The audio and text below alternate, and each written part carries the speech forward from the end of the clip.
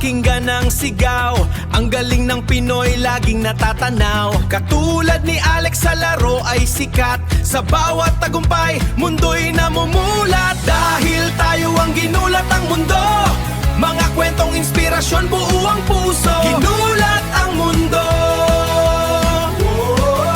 ginulat ang mundo.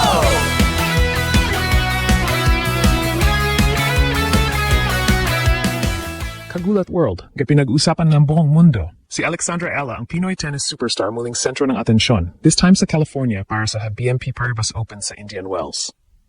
With her brand new career-high world number 31 ranking, mas lalo pang umiinit ang spotlight sa kanya. Expected na stadium courts ang laban niya, first round bye bilang seeded player, at massive crowds na parang concert ang vibe tuwing siya ang nasa court. Boom! Sa edad na 20, nagpasabog si Alex matapos ang quarterfinal run niya sa Dubai na nagtulak sa kanya sa WTA number 31. Dahil dito, automatic seeded siya sa isang WTA 1000 event, malaking milestone iyon. Social media? Umaapaw sa excitement. Fans from all over the world ang nag-aabang, amazed sa kakayahan niyang mag-draw ng crowd at gawing spectacle ang bawat match. Siya mismo nagsabi na surreal ang feeling na makitang napupuno ang stadiums, patunay na iba na ang level ng popularity niya na ngayon. Pero hindi naging madali ang lahat. Habang tumataas ang ranking niya, tumitindi rin ang pressure. Representing the Philippines abroad, dealing with injuries, tough losses, at expectations ng fans, hindi biro ang balancing act. May ilan mang nagsasabing sobrang hype, mas nangingibabaw pa rin ang admiration sa kanya dahil sa clean image, humility at pagiging approachable niya. Kahit sa heartbreak losses, dala pa rin niya ang composure at gratitude. Sa global stage, ramdam ang impact niya. Mas maraming young girls sa Asia ang nai-inspire, mas napapansin ang Southeast Asian tennis, at mas lumalawak ang reach ng women's tennis. Ticket sales tumataas, brands nagkaka-interest at bawat appearance niya parang event na. At para sa atin, solid Pinoy pride ito.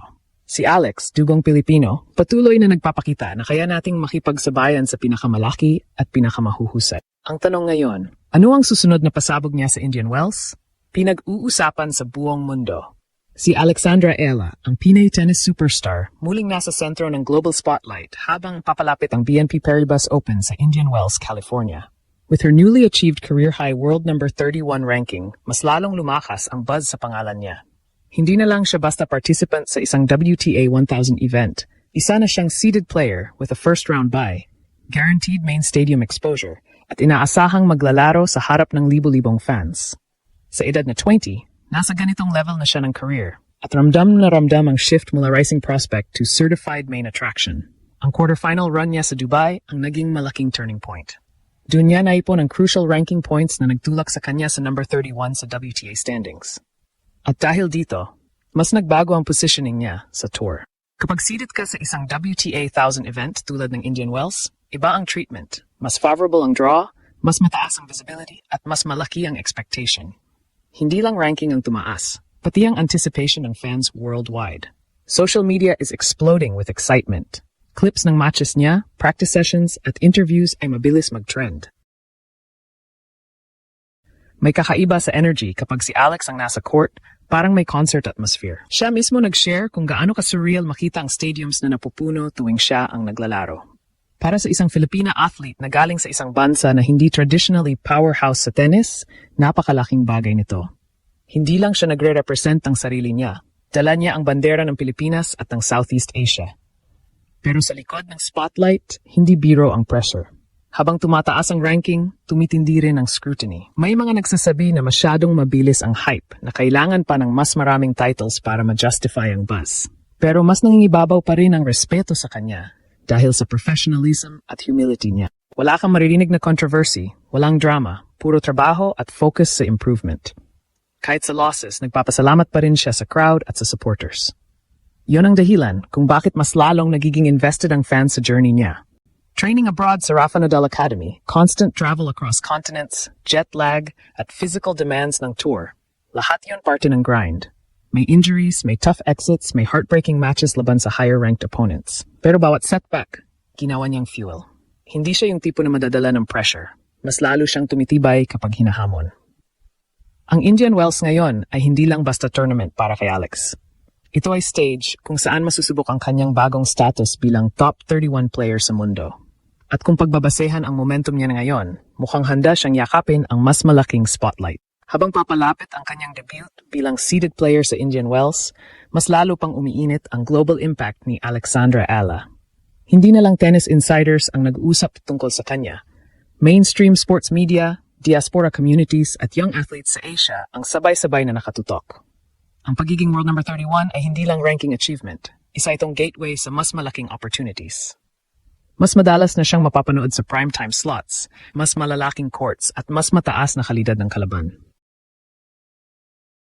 Emotions are running high sa fanbase niya. Marami ang proud sa kung paano niya hinahandle ang fame. Hindi siya nagbabago, parehong soft-spoken, articulate at grounded. Sa interviews, ramdam ang maturity beyond her years. Kapag tinatanong tungkol sa crowd support, lagi niyang ina-acknowledge ang Filipino fans na sumisigaw sa stands, dala ang bandila, parang mini-reunion ng diaspora tuwing may laban siya. Iyon ang isa sa mga dahilan kung bakit electrifying ang atmosphere sa matches niya. May critics pa rin, syempre. May nagsasabi na kailangan pa niya ng mas malalaking titles para tuluyang mas-solidify ang superstar status. Pero kung titignan ang trajectory niya, top 50 breakthrough tapos top 31 agad, malinaw na steady ang progression. Hindi overnight success ito. Produkto ito ng consistent development, smart scheduling, at mental toughness. Sa commercial side, ramdam ang surge. Brands are taking notice, endorsements increasing, at mas tumataas ang marketability niya bilang fresh face ng women's tennis mula sa Southeast Asia. Sa isang sport na matagal nang dominated ng Western names, ang pag-angat ng isang Filipina ay refreshing at symbolic. Nakikita ng marami na siya ang bridge para mas maging diverse at inclusive ang global tennis conversation. Para sa mga batang atleta sa Manila, Jakarta o Bangkok, si Alex ay living proof na hindi hadlang ang geography. Kaya mong makipagsabayan sa pinakamagagaling kung may tamang mindset at suporta. At iyon ang mas malaking impact niya, hindi lang sa scoreboards, kundi sa pananaw ng susunod na henerasyon. Sa huli, ang Indian Wells ay maaring isa na namang turning point. Kung magde-deliver siya ng deep run, lalong sasabog ang popularity niya.